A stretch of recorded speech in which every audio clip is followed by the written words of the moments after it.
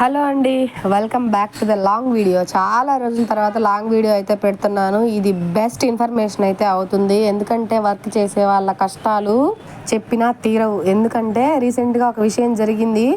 ఏంటంటే నార్మల్గా అంచు పెద్ద అంచు వచ్చి పట్టు చీరల్లో వచ్చినప్పుడు ఏం చేస్తామంటే అంచు మీద వర్క్ చేసినప్పుడు కనిపించదు కదా, అందుకని చెప్పేసి విడిగా మనం హాఫ్ పట్టు తీసుకుంటే హాఫ్ పట్టు అయినా, లేదంటే అదే బ్లౌజ్ మీద అయినా సరే అంచు మీద వేయకుండా పక్కన విడిగా హ్యాండ్స్ సపరేట్గా వేసి ఇస్తూ ఉంటాము. అండ్ 1 by 1 కూడా, అంటే ఒక దగ్గరనే రెండు కూడా అటొకటి ఇటొకటి అలా వేసి ఇస్తూ ఉంటాం అనమాట.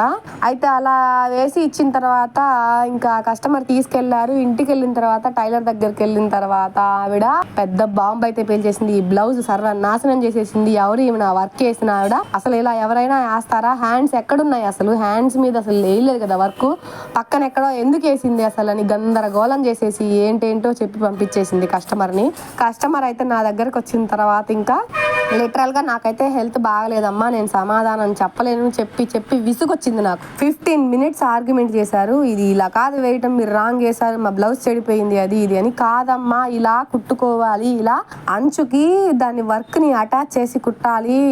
దాదాపు 2.5 years 3 years నుంచి ఇదే ట్రెండ్ నడుస్తుంది. అంచుని ఎవరు డిస్టర్బ్ చేయకుండా వేస్తున్నారు అని ఎంత చెప్పినా వినలేదు. పోనీ టైలర్ నంబర్ ఇవ్వమ్మా అంటే, ఎందుకమ్మా నా బ్లౌజ్ జడగొట్టేశావు, నీకెందుకు ఇవ్వాలి నేను నంబరు, చాలా మాట్లాడినావు ఇప్పటికే అని చెప్పేసి ఇంకా విసుక్కొని వెళ్ళిపోయింది. ఆవిడ విసుక్కొని వెళ్ళిపోయినా నాకు ఏం బాధ అనిపించలేదు, ఎందుకంటే నేను కరెక్ట్ గా చేశాను, నేను చేసిన వర్క్ కరెక్ట్ గా ఉంది. వాళ్ళకి తెలియక కుట్టుకోవడం చేతకాక టైలర్ చెప్పిన మాటలు విని అలా ఎగిరి వెళ్ళింది అనమాట ఆవిడ. సరే, ఆ తర్వాత ఆలోచన వచ్చింది, ఆహా ఇలా తెలియని వాళ్ళు చాలా మంది ఉన్నారు, వాళ్ళకి యూజ్ అయ్యేలాగా వీడియో చేయాలని అనిపించింది, అందుకని చేస్తున్నాను ఈ వీడియో. యాక్చువల్లీ ఇది పట్టు శారీనే, నేను హాఫ్ పట్టు మీద వర్క్ అయితే చేశాను.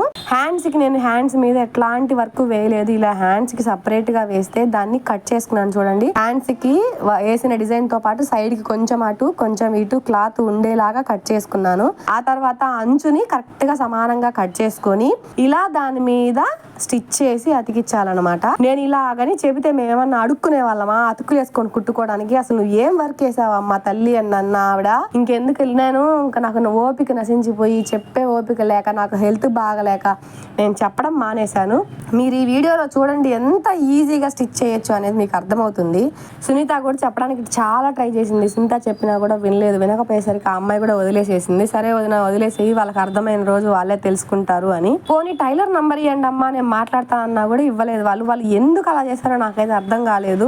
టైలర్స్ కూడా మీకు వర్క్ చేసి పంపించిన తర్వాత ఆ వర్క్ గురించి అర్థం కాకపోతే దయచేసి ఈ వర్క్ ఎవరేసారో వాళ్ళ నంబర్ ఇవ్వండి అని అడిగి నంబర్ తీసుకొని మీరు కాల్ చేసి అడగండి, ఈ వర్క్ ఇలా ఎందుకు వేసారు అంటే దాన్ని ఎలా కుట్టాలి అనేది వాళ్ళు వివరిస్తారు కదా. చూడండి, నేను జస్ట్ అతుకు ఇలా వేసాను అంతే, అంచుకు అతుకు వేసాను. ఆ తర్వాత కట్ వర్క్ నిదానంగా ఆ కట్స్ లో రఫ్ లాక్కుంటూ కట్స్ నార్మల్ గా ఇంతకు ముందు ఒక వీడియో కూడా చేశాను మీకు, కట్ వర్క్ ఎలా కుట్టాలనేది. ఆ వీడియో కూడా నేను దీని కింద లింక్ అయితే ఇస్తాను. అలాగే నేను సేమ్ అదే ప్రాసెస్ లోనే కుట్టాను.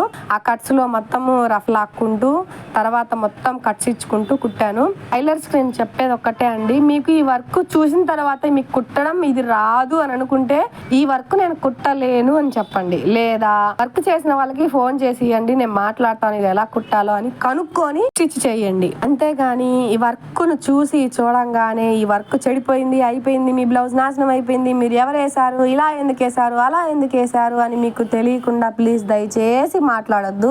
ఎందుకంటే దానివల్ల మా పేరు చెడిపోతుంది. ఈవిడే కాదు, ఇంతకు ముందు కూడా ఒక 2 సార్లు ఇలాగే జరిగింది. వాళ్ళకు కూడా సేమ్ నంబర్ ఇవ్వమ్మా, నేను వాట్సాప్ లో ఇది ఎలా కుట్టాలో వీడియో పెడతాను అని అంటే నా దగ్గర వాట్సాప్ సెల్ లేదు, అయినా మీరు చెడగొట్టేస్తారు బ్లౌజ్ అని డామ్ డూమ్ అని ఎగిరారు. ఎగరడం వల్ల ఎవరికి నష్టం అని నాకైతే అర్థం కావట్లేదు. నాకైతే చెడ్డ పేరు తెస్తారేమో కానీ మీ బ్లౌజ్ అయితే మీరే చెడగొట్టుకుంటారు. పోతే పోయినాయి డబ్బులు అని చెప్పేసి వర్క్ వేసిన వాళ్ళ చేతనే ఇచ్చి కుట్టించుకోండి అమ్మా, ఎందుకంటే ఇలాంటి ప్రాబ్లమ్స్ రాకుండా ఉంటాయి. లేదు మాకు అవసరం లేదు తల్లి, నాకు ఆ బార్డర్ మీదే వేయమని చెప్పేసేయండి. మా అమ్మ అయితే నన్ను బూతులకు తిడుతుంది. నువ్వు కుట్టుకునే బ్లౌజుల వరకు పక్కన వేసుకో, కస్టమర్ తీసుకొచ్చి ఇచ్చిన తర్వాత వాళ్ళకి మనం చెప్పినా అర్థం కావట్లేదు కాబట్టి ఆ అంచు మీదే చేసి ఇచ్చేసేయి, అది కనిపించినా కనిపించకపోయినా వాళ్ళ ఇష్టము అని చెప్పేసి మా అమ్మ అయితే నన్ను ఇంకా నార్మల్గా తిట్టలేదు ఆ రోజు.